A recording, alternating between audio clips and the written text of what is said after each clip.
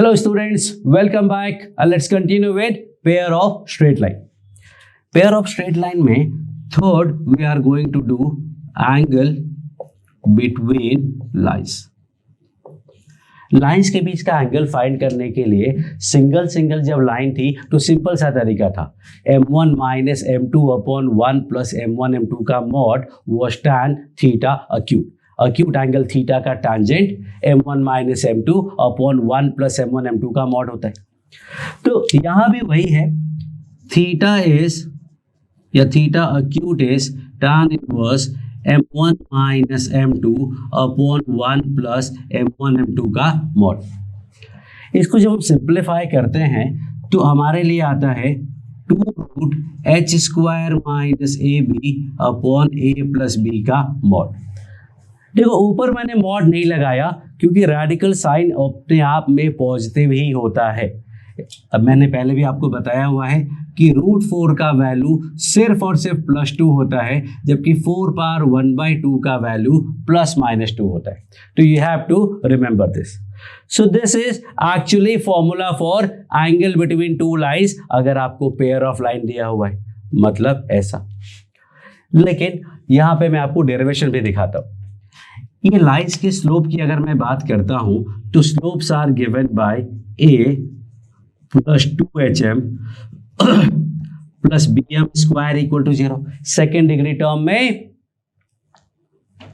What, x को 1 y को m put करेंगे, ये bm square plus 2hm plus a equal to 0 आ जाएगा। Now we have to put the value here, तो दैट विल बी, तो m1 माइनस m2 क्या होता है, रूट्स का डिफरेंस अगर आपको याद है तो √d/a होता है, और m1 m2 आपको याद है तो c/a होता है। तो वैल्यू पुट करने के पहले a से अगर मल्टीप्लाई कर दे तो √d/a प्लस c हुआ। नाउ व्हाट इज, यहां लिख लेते हैं tan inverse, what is d है b square minus 4ac, b square is 4h square minus 4ab divided by a which is b and c which is a। अब अगर मैं यहां से 2 कॉमन निकालता हूं, 4 बाहर आएगा तो 2 बन जाएगा, और ऊपर क्या बचा, √h square minus a b upon mod of a plus b, that is your formula, 2 √h square minus a b upon a plus b। So in this case if I am trying to find the angle, what I will do, I will say कि tan theta acute equals to 2 root h square, h is 8 नहीं है 4 है, -4 है, minus h square minus a b, a is actually 4 and b is actually 3 upon a plus b का mod. This gives me 16 minus 12 that is 4 upon 7, this comes out to be 4/7। तो tan theta का value आया 4/7, लेकिन ये हमें अलग से पता है पहले से। लेट्स डू दिस वे, यहां पे इफ आई कैलकुलेट थीटा या tan theta acute, that comes out to be m1 minus m2 upon 1 plus m1 m2। LCM है 3, मल्टीप्लाई कर दो तो मॉड 3 2 जार 6 minus 2 upon 3 plus 4, that comes out to be 4/7। कौन सा मेथड अच्छा है, फर्स्ट मेथड और सेकंड मेथड?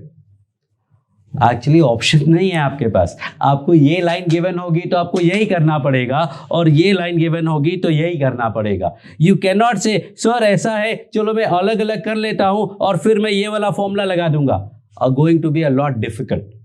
क्योंकि लाइंस को अलग अलग कैसे करोगे, लाइंस को अलग अलग करने के लिए हमें क्या चाहिए होगा, हमें पॉइंट चाहिए होगा और हमें स्लोप चाहिए होगा। पॉइंट कैसे मिलेगा, del s by del x equal to 0, del s by del y equal to 0 solve करके। स्लोप कैसे मिलेगा, ये पूरा मेथड यूज करके। तो दो अलग अलग क्वेश्चन सॉल्व करेंगे, एक से पॉइंट ऑफ इंटरसेक्शन आएगा, एक से स्लोप आएगा, फिर पॉइंट स्लोप फॉर्म लगा करके we will find the angle. Too lengthy direct method है, we will use and find the answer. So this is about angle between pair of lines. Now जब angle आ गया तो आप याद करो, एक पैरेलल का कंडीशन था और एक परपेंडिकुलर का कंडीशन था। पैरेलल का कंडीशन लाइन में क्या था, m1 इक्वल टू m2, और परपेंडिकुलर का कंडीशन क्या था, m1 m2 इक्वल टू -1। तो we can use that also, but here we go to the basic कि एक सेकंड, ये tan इनवर्स रह गया। अगर लाइंस पैरेलल हैं तो थीटा का वैल्यू 0 या 180 होगा। थीटा अगर 0 है तो ये पूरा 0 होना चाहिए, ये पूरा 0 होना चाहिए, ये tan इनवर्स का वैल्यू 0 है तो इनपुट भी 0 होना चाहिए। ये बताओ इनपुट का वैल्यू 0 कब होता है, फ्रैक्शन का वैल्यू 0 कब होता है? फ्रैक्शन 0 होता है जब न्यूमरेटर 0 हो, और न्यूमरेटर 0 होने का मतलब h square minus a b 0 होना चाहिए, और you can say h square equal to a b होना चाहिए। जब हम परपेंडिकुलर की बात करते हैं तो उस केस में थीटा 90 होगा। थीटा अगर 90 है तो tan इनवर्स का वैल्यू 90 कब आता है, इन्फिनिटी के केस में, नॉट डिफाइंड के केस में। अब कोई फ्रैक्शन नॉट डिफाइंड कब होता है, जब उसका डिनोमिनेटर 0 होता है, मतलब a plus b equal to 0 होता है। So this is the condition for parallel line and perpendicular line. Parallel के लिए h square equal to a b, और परपेंडिकुलर के लिए a plus b equal to 0। तो अगर लाइंस पैरेलल है तो h square equal to a b होगा, परपेंडिकुलर है तो a plus b equal to 0 होगा। जब सिंगल लाइन की बात चल रही थी तो ये करने के बाद मैंने बोला था कि भाई इसके पैरेलल लाइन क्या होगा, इसके परपेंडिकुलर लाइन क्या होगा। ax plus b y plus c equal to 0 के पैरेलल लाइन था ax plus b y plus lambda equal to 0।